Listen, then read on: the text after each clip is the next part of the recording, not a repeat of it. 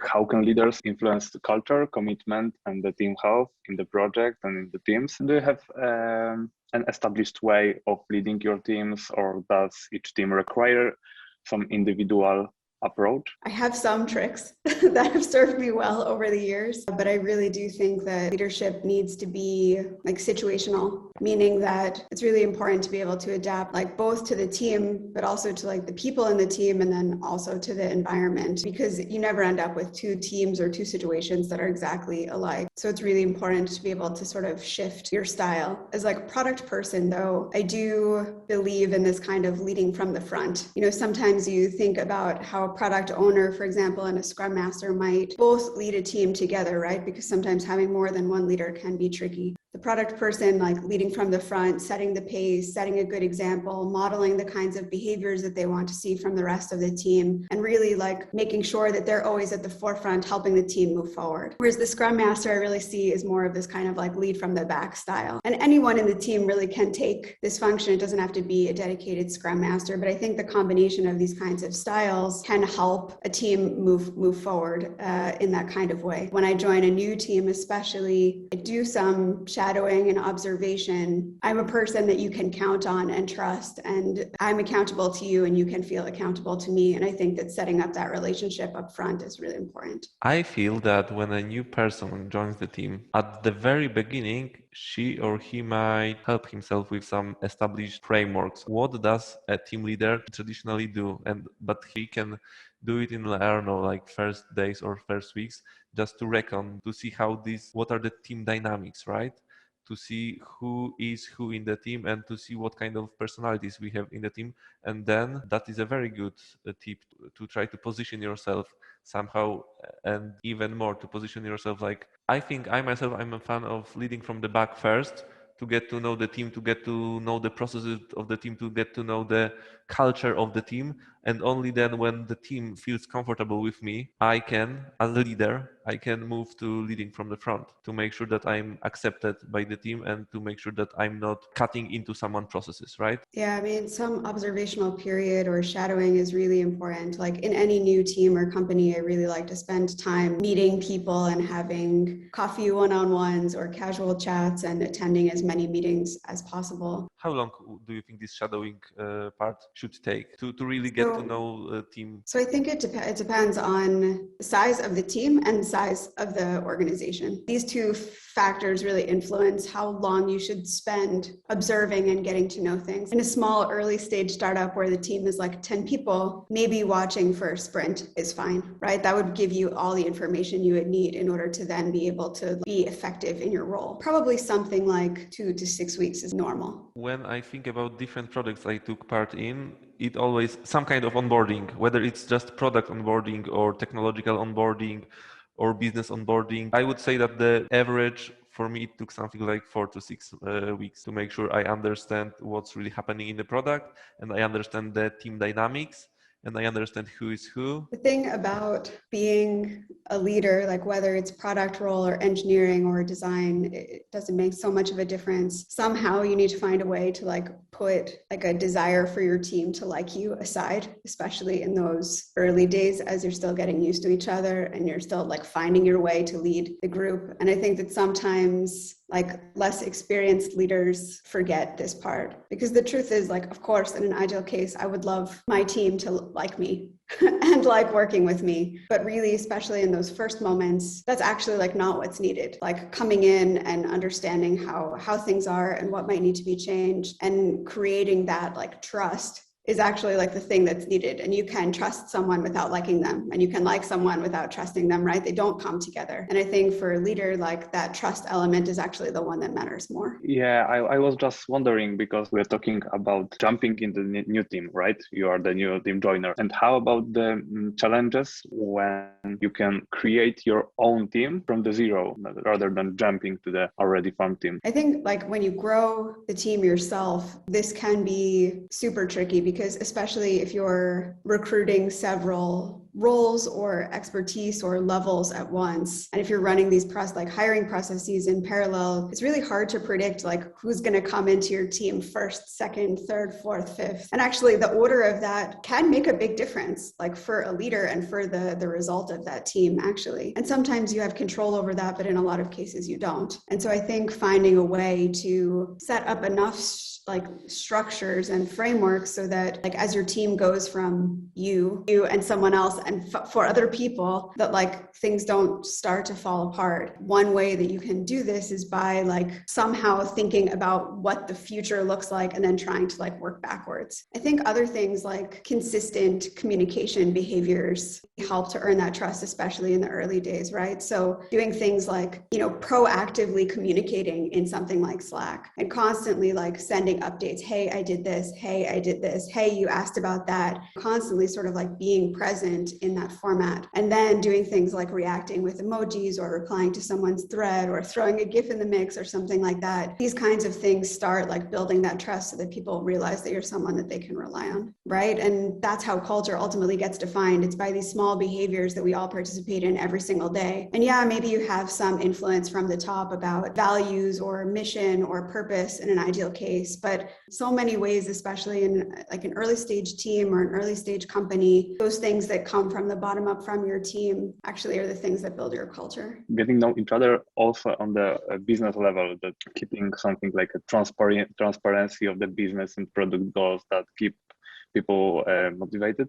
And I feel that knowing the business goals from the developer perspective is really motivating for people. I remember, Merissa, you recommended one great book for me. I don't remember the name, but the overall idea of this book is that we need teams of missionaries, not mercenaries, right? Marty Kagan quote. Yes. Yeah, that was one thing that I took out of that book, because basically if you can have like a great team, you can know each other on personal level, but if they don't have like a bigger business perspective of what we want to accomplish, why do we want to accomplish it, on what time scale we want to accomplish it, they can be great friends on personal level, but they can be totally not engaged in the team. They will be mercenaries. But if you make sure that everyone understands the business, that everyone knows our roadmap, then it's very possible that they will be happy missionaries, so-called, even without realizing that, right? Because then we also build, apart from the commitment on personal level, we build commitment on business level for the whole team. And this is a great point where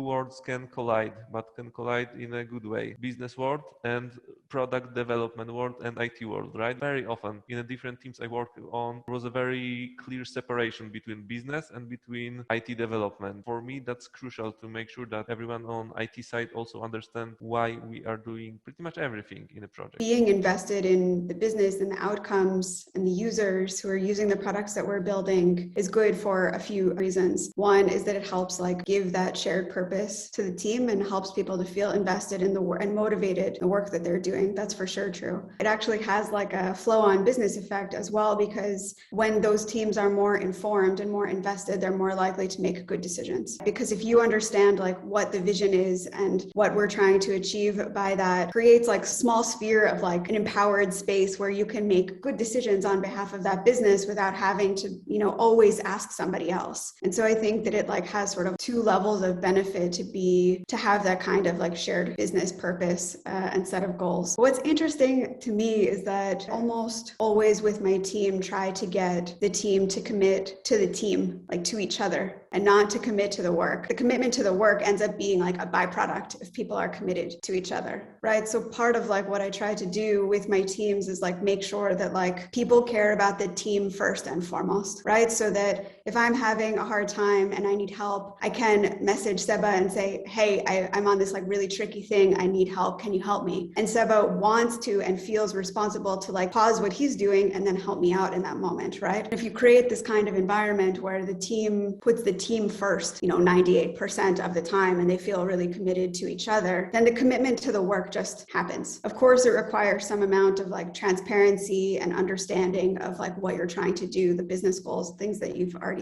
explained, Kamil. But actually, like if you get the personal commitment and the team commitment first, you just end up with good work, actually, is like a thing that happens afterwards. afterwards. As you mentioned, it's a byproduct. It's something that happens organically, right? You don't even have to focus on it. Imagine like you have a team where the people aren't committed to each other and they don't care about each other, and the team as a team isn't valued like by the individuals that make up that group. And you could have like the best leader, the best business guide on the planet who's super transparent and constantly sharing the vision and constantly being super purpose driven. If your team hasn't committed to each other, actually like the team commitment doesn't come as a byproduct of the company, the business commitment. Sadly, it's true in most of the more corporate products, right? In corporate environment. So when I like join a new group, growing a team in general, like I always make sure to take care of like the team side of things first, like the ways of working and the culture and the shared commitment and the personalities. You know, the work stuff happens by itself after you fix sort of the team stuff. Technically speaking, Stepwise part is like a contractor, is a subcontractor. And I could imagine that in the most of the teams, cases where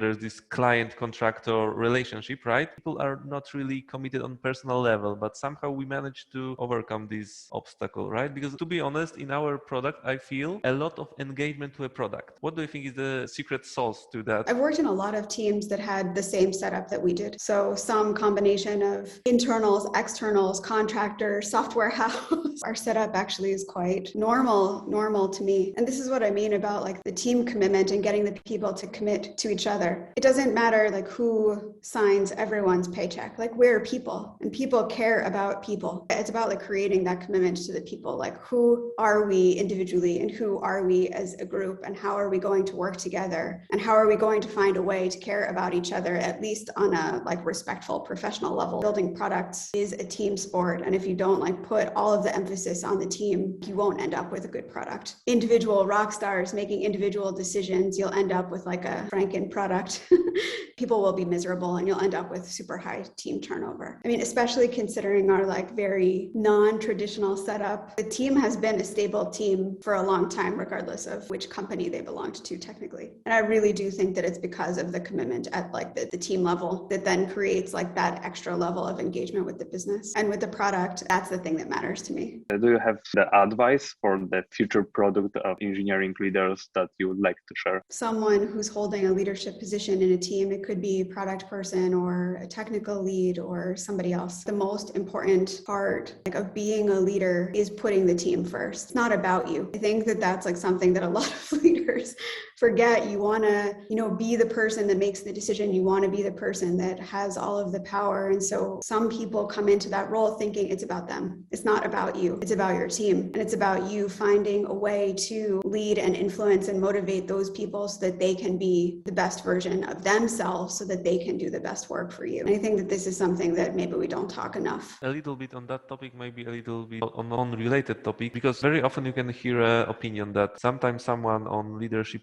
position is afraid to hire another leader because his leadership position might be threatened. Do you think that this is true? Do you think that this is not true? Because I'm really curious on your opinion on that. I think that a true leader should not be afraid of hiring another leader with a very similar set of skills, because I think that true leader should be able to work with another true leader in his field, but I know it's very often not the case. Maybe this is again my like American mentality coming through here, but I would be more than happy to bring in other leaders or groom up new leaders, right? I mean, like look at how the three of us were working together. I think that it's really important for like a leader to like create other leaders, and for me, like I feel personally like very secure. It's not like this, right? There's like plenty of room at the top for many people to lead and many people to shine in their expertise and many people to take ownership as the situation requires. I would rather have a team of 8 leaders than have me and a team of 7 followers. I totally agree. I think the leaders are especially engaged in the team. I totally agree what you said. I see that in our project over something like 15 months ago, I noticed there were like 3 people in leadership position. It was Merissa, it was backend leader and frontend leader, right? And I have joined at that time as the first test automation engineer. career. So I was the self-appointed leader in that domain, but I felt embraced to develop my leadership skill, even outside testing domain, right? Also in product domain, more on advising both front and back end about how some things can be developed to make sure that they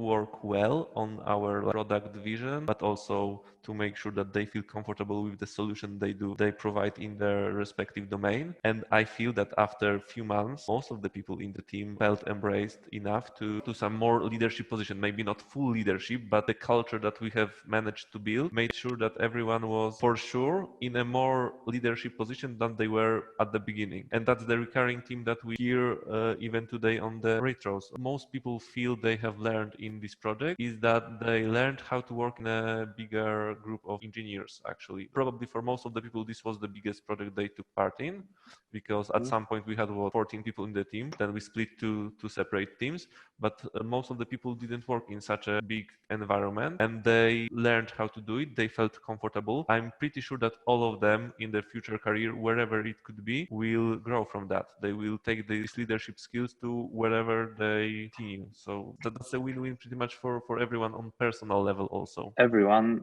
can learn something from other people. It can be also your follower, but working on the same side or next to another leader, you can learn a lot of things and develop your leader skills. I think there's plenty of space for multiple people in the team to exhibit moments or lasting moments of leadership. I think that this is what a great leader should want, actually. There's plenty of space. I mean, even Kamil, in your relatively early days with the team, I remember you proposed a whole bunch of stuff. You pointed out that we didn't have documentation about a whole bunch of things, and we hadn't formalized some of the ways of working, in a way that was well represented in a diagram or, Confluence page or something like that. You asked to take ownership over releases, a whole bunch of other topics, right? And, in a different kind of environment, there might not have been space for that, right? Sometimes you put your hand up and you get smacked, right? Or sometimes, you put your hand up and someone says yes, please do those things. A solid leader makes space for that. Yeah, and I think the leader gives the people feeling that they really work in the flat structure, that everyone's opinion matters and everyone can input something to the team. Some of my favorite projects I basically